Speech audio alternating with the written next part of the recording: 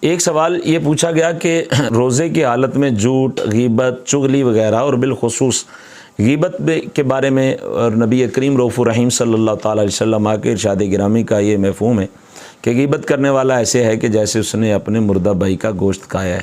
تو کیا جھوٹ بولنے سے، غیبت کرنے سے، چغلی کرنے سے روزہ ٹوٹ جاتا ہے؟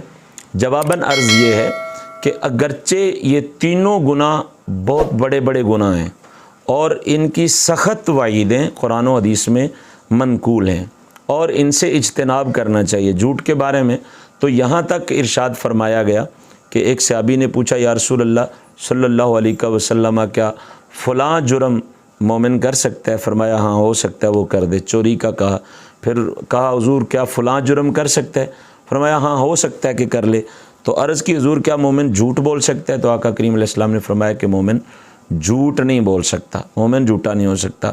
غیبت کے بارے میں سخت وعیدیں ہیں، چغلی کے بارے میں سخت وعیدیں ہیں، بہتان تراشی کے بارے میں سخت وعیدیں ہیں، الزام تراشی کے بارے میں سخت وعیدیں ہیں، مگر اس کے باوجود ان سے روزہ نہیں ٹوٹتا، ثواب میں کمی آتی ہے اور یہ گناہ کرنے کا گناہ بھی ہوتا ہے، عذاب بھی ہوتا ہے۔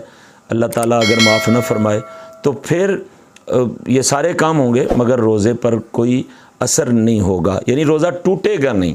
مکروہ ضرور ہے، یہ کام غلط ضرور ہے، نہیں کرنا چاہیے۔